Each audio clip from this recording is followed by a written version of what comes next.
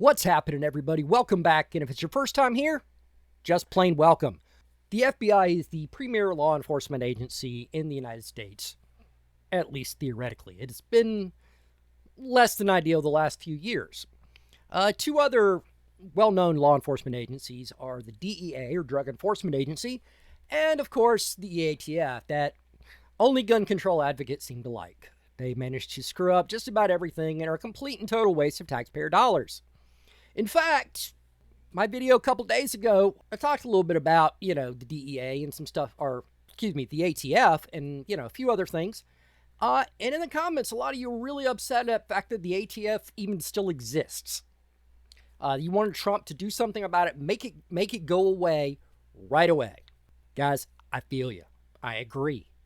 There is no other agency that exists, even in part, to regulate a constitutionally protected right, one our forefathers believed was granted to us by the divine. By the very nature of being free men and women, we had this right, and the ATF exists to regulate it. And, I want it gone too. And it looks like that might actually happen. This just came across my feed a little bit ago. In fact, as of this recording, this dropped about 2:30, so about half hour before I record this. But apparently a memo was reported by Reuters that the U.S. Justice Department is considering merging the lead agencies enforcing drug and gun laws in a major shakeup as it follows President Donald Trump's instructions to sharply streamline the government, according to a memo first reported by Reuters. In addition to potentially merging the Drug Enforcement Agency and the Bureau of Alcohol, Tobacco, Firearms, and Explosives, department leaders are considering eliminating field offices that handle antitrust, environmental, and civil cases, according to the March 25th memo. I'll have a link to the report down here, down in the description, because, dude, this is big. Or is it? I'm an optimist. I always want to see the best in everything. Sometimes it's easier than others. Sometimes it's actually surprisingly hard for an optimist.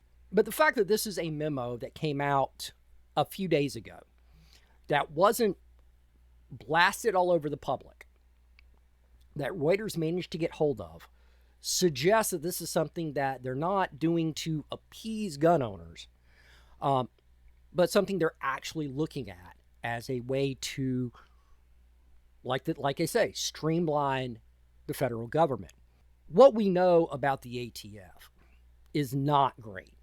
Okay, I'm heavily biased against the ATF for all the reasons I've already gotten into. But there are other reasons I'm not a fan. Okay, first, we know about 80% of the cases they make seem to be cases where the ATF is just filing federal charges on top of what a local cop has already done. In other words, they arrest a felon with a stolen gun, and then the ATF just writes up some paperwork and makes a big deal about how, hey, we got this arrest. They didn't do shit. And that's a lot of the cases they brag about on a regular basis. And then we've got the cases that they have tried to make. A few of those are places like Ruby Ridge and Waco. We know how those went. They were, the term clusterfuck is too mild. Then we've got Patrick Ademiak, goes by Tate, Navy sailor on his way to becoming a Navy SEAL, had completed initial training. He was moving on. His career was going great. He had a side hustle selling parts and accessories, no actual firearms. ATF raided his house. They completely screwed him over. They took a non-firing Sten replica, did some pretty extensive modifications to try to make it fire that weren't ideal. They got it to fire one round and said, yep, it's a machine gun. He went to prison for 20 years. And that wasn't the only gun. There was a couple of MAC-10s that were semi-auto that they said were machine guns. He went to trial. There was some hinky stuff in the trial from what I understand. And now he got, railroaded, right? This is what happens when the ATF actually tries to make a case. Folding them in with the FBI takes some of that pressure off. They don't have to justify their existence because they're FBI agents.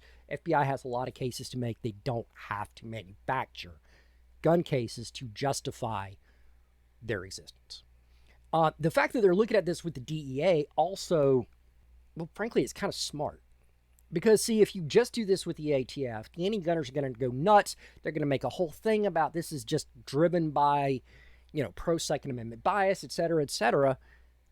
But the DEA, that's different. See, the DEA is pretty much one of the less political entities.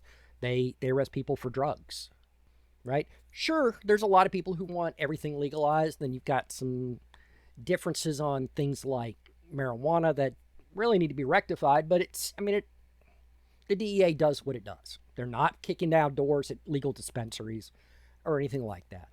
They're about as non-controversial as a federal agency can be these days. And folding them in with the FBI also kind of nerfs the argument that this is politics.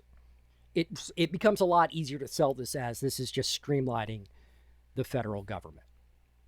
In particular, federal law enforcement. To me, though, the interesting thing about this is how long have they been working towards this? Because again, Kash Patel was confirmed as the FBI director. He was named acting ATF director. Now, I know some people are less than thrilled by the idea of Trump having named anybody to helm the agency, but the truth is somebody was acting as ATF director anyways, and this was a career ATF bureaucrat who seems to have largely rubber stamped a lot of, things that had gone on before and seemed inclined to continue that direction. One glaring example was when the DEI coordinator for the ATF suddenly got moved into a new slot when Trump said to lay these people off. So naming Kash Patel to run the agency while it still exists makes sense. Not appointing a full-time or nominating a full-time director makes a lot of sense, especially if the plan has always been to merge it with the FBI. But this is just a memo, right? It's just an exploration. They're just thinking about it. And that's not going to be good enough. This needs to happen. The ATF needs to go the hell away, right? And there's a lot of things that need to happen from the Trump administration on top of that, because otherwise the FBI is just going to keep doing the same shit that the ATF did. One of the first things they would need to do is remove regulatory authority from the ATF, or by virtue, the FBI. No one who enforces the law should be able to create law.